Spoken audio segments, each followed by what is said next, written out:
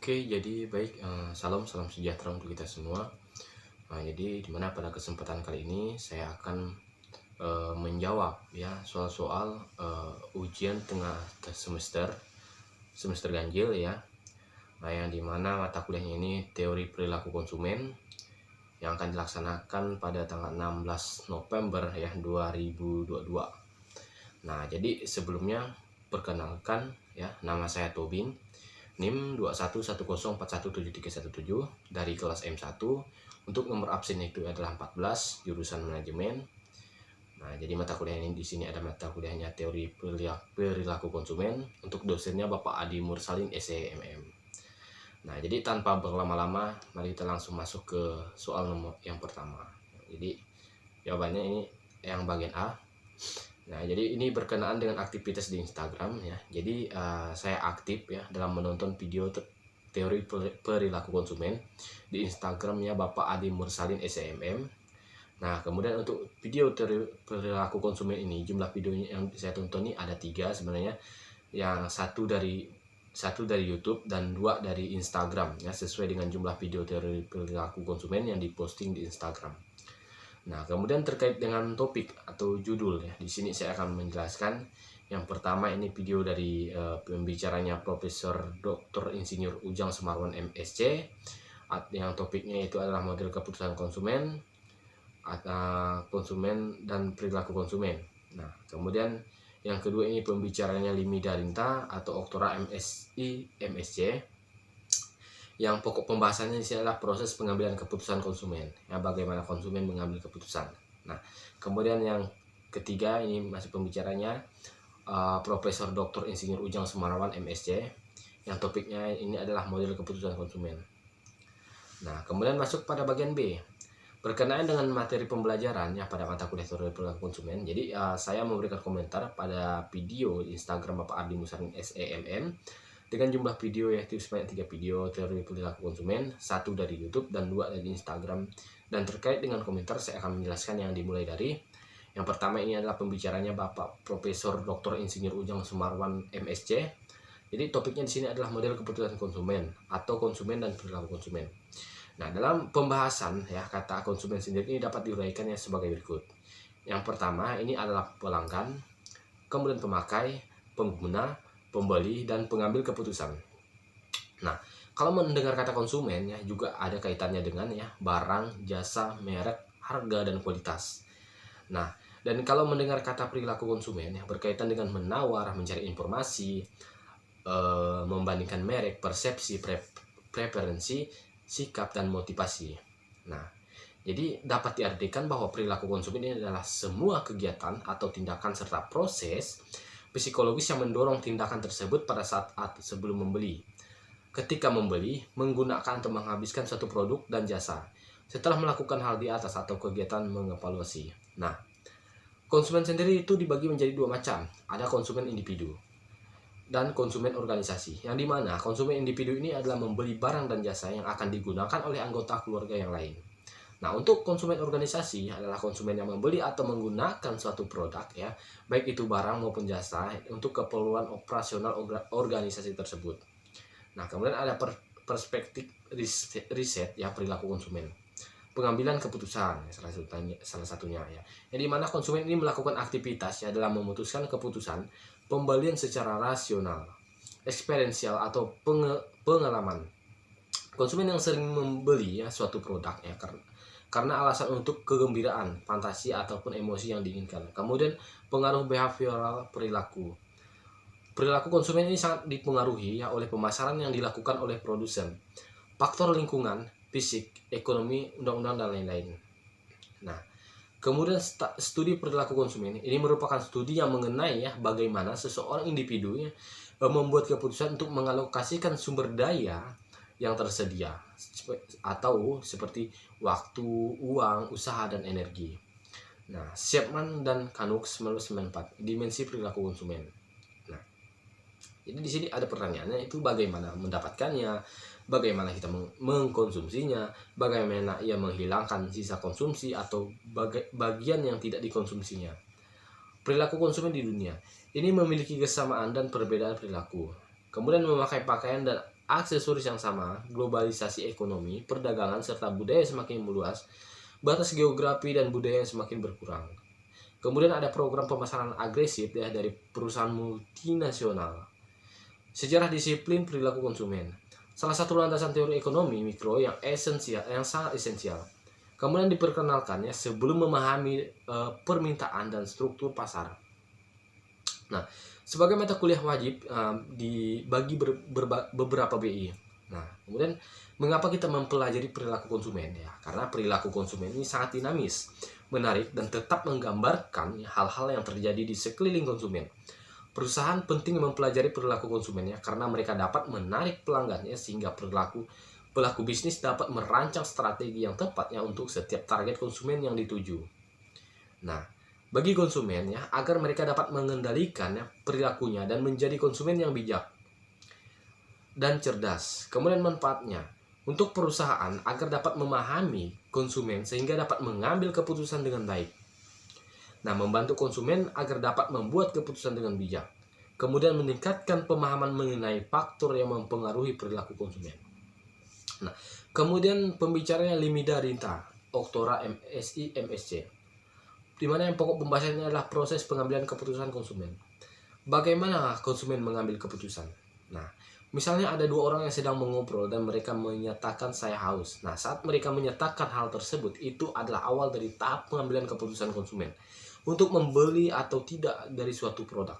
Nah, jadi tahapan proses keputusan pembelian konsumen atau yang dimana sih ada need recognition, menganalisa keinginan dan kebutuhan atau sadar sedang ingin sesuatu. Nah, information search atau search for product information. Kemudian ada pencarian informasi tentang suatu produk. Nah, collect and evaluate alternatives atau product evaluation. Kemudian penilaian dan pemilihan alternatif. By product choice and purchase. Keputusan untuk membeli. Post purchase use and evaluation of product. Kemudian perilaku setelah pembelian. Disposal of the product. Ada pembuangan produk.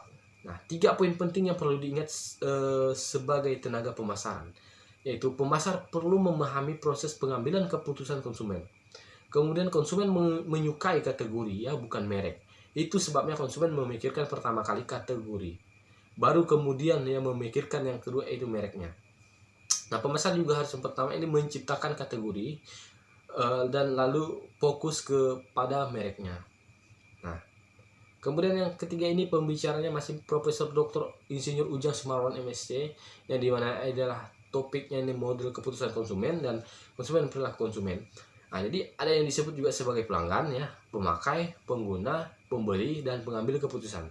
Kalau mendengar kata konsumen ya juga ada kaitannya dengan barang, jasa, merek, harga, kualitas, dan kalau mendengar kata perilaku konsumen ini berkaitan dengan menawar, mencari informasi, dan membandingkan merek, persepsi, preferensi, sikap, dan motivasi. Dan dapat diartikan bahwa perilaku konsumen ini adalah semua kegiatan, tindakan, serta proses psikologis yang mendorong ya tindakan tersebut pada saat sebelum membeli atau bahkan ketika membeli untuk menggunakan atau menghabiskan satu produk dan jasa setelah melakukan hal tersebut ya kegiatan atau kegiatan mengevaluasi. Nah, kalau kita berbicara konsumen dan perilaku konsumen ya, kita merefleksikan diri kita ini sendiri ya. Nah, jadi penilaian awal saat pada sebetulnya ya, kita semua ini di sini sudah memiliki insting ya sebagai perilaku konsumen ya, karena kita ya sudah berbisnis, semuanya sudah ketemu konsumen dan sudah berhasil transaksi, sudah mendapatkan hati konsumen. Jadi kita ini sebetulnya ada para praktisi ya perilaku konsumen. Nah, jadi saya ya lagi sebetulnya ini adalah para praktisi konsumen dan sudah berhasil. Nah, di sini akan dipahami ya mengenai sebuah model yang sebetulnya model keputusan konsumen. Nah, jadi dalam mengambil keputusan secara rutin ya setiap saat ada 3 faktor utama yang mempengaruhi keputusan konsumen. Itu yang pertama marketing strategi, yang kedua ya perbedaan individu, dan yang ketiga itu lingkungan sosial. Jadi pemasaran perbedaan ya individu dan faktor lingkungan yang ini mempengaruhi keputusan konsumen. Kita harus memutuskan ya, misalnya faktor pemasaran, strategi pemasaran, ini seringkali konsumen itu terdorong untuk membeli sesuatu ya karena ada diskon. Nah, nantinya keputusan ini sangat dipengaruhi oleh strategi perusahaan ya di dalam menjalankan bisnisnya. Lalu perbedaan individu. Lanjut ke kebutuhan dan motivasi ya. Faktor yang mempengaruhi konsumen ya dan perilakunya, lalu apa strategi implikasinya ya untuk pemasaran, untuk kebijakan publik, dan untuk pendidikan serta perlindungan konsumen.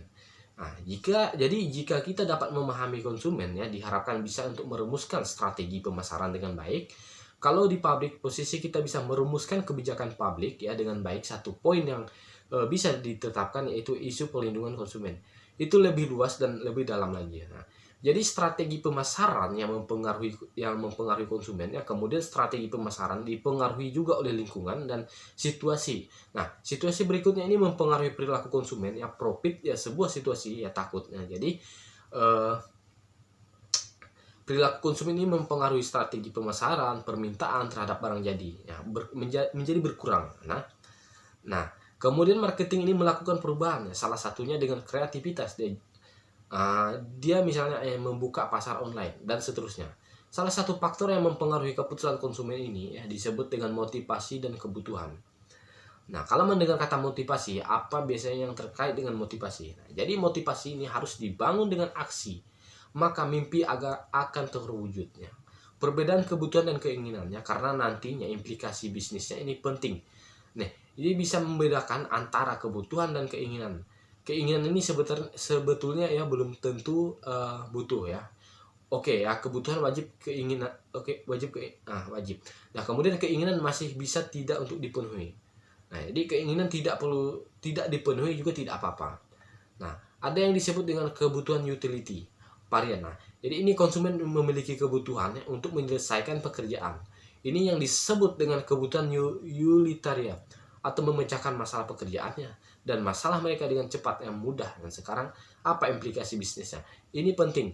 Dimulai dulu dengan apa kebutuhan konsumen. Produsen membuat berbagai alat mesin dan perlengkapan untuk memudahkan pekerjaan konsumen.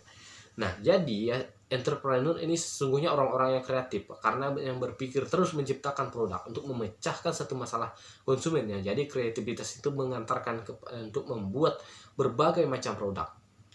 Nah, yang kedua ini para pebisnis, para entrepreneur juga harus paham yang disebut dengan kebutuhan hedonis.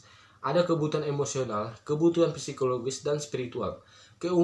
Keinginan ini bisa berbeda ya, misalnya membuat musik, film, games ya, kemudian wisata destinasi. Nah, ini semuanya produk ya untuk memenuhi kebutuhan hedonis atau emosional ya. Orang yang suka musik ya, dengan musik orang bisa tertawa dan musik orang bisa menangis ya. Jadi itu konsumen yang dijual adalah emotion yang dijualnya. Nah, emosi di sini jadi hedonik atau emotion tadi ini membawa implikasi bisnis. Nah, jadi faktor berikutnya yang harus dipahami ini disebut dengan kepribadian konsumen ya.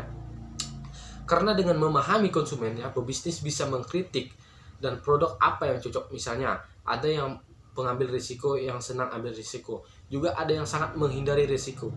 Nah, orang-orang yang berani mengambil risiko ini berikutnya adalah persepsi. Nah, ya bagaimana konsumen melihat kenyataannya di sekitar mereka. Nah, implikasi bisnisnya apa? Ya, berbagai barang dan jasa untuk membangun persepsi yang diinginkan konsumen. Maka persepsi ini menjadi sangat penting. Misalnya ada sebuah bisnis ya, di sini bisnis ini sudah sangat jenuh ya karena banyak orang yang menjual ya, untuk menjual produk. Ini saat misalnya ada pengusaha baru, entrepreneur baru ini melihat ada kelompok yang punya ada daya beli yang lebih tinggi ya, maka dia membuat produk yang ditawarkan lebih mahal dengan rasa yang berbeda. Nah, banyak konsumen juga yang kecewa ya karena nanti akhirnya konsumen yang pertama ini salah satu marketplace ya, keuntungan itu juga transparansi harganya sehingga kita tidak bisa mencapai harga yang seenaknya. Tapi juga ada pedagang yang memegang ya tadi ini menipu ya, yang terutama di media sosial.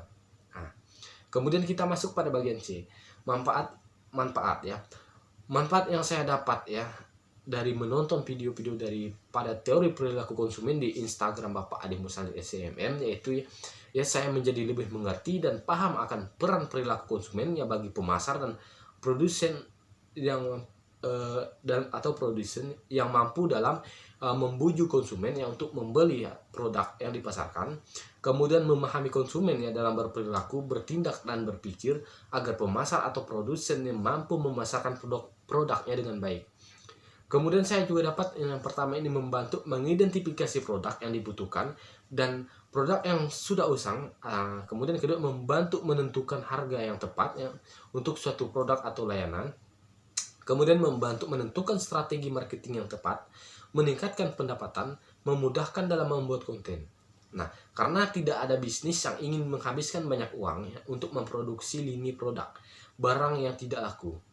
Nah, karena ketika saya berhasil untuk mengetahui perilaku konsumen, ini berarti saya sudah berhasil mengidentifikasi karakteristik pelanggan yang ideal dan sesuai dengan target pasar saya. Hal ini akan membuat bisnis saya menjadi lebih mudah ya dalam menentukan strategi marketing yang cocok, dan bisnis ini bisa meningkatkan kepuasan konsumen. Nah, jadi sekian daripada penjelasan jawaban terkait soal-soal ujian tengah semester ganjil pada mata kuliah perilaku konsumen saya. Saya ucapkan terima kasih.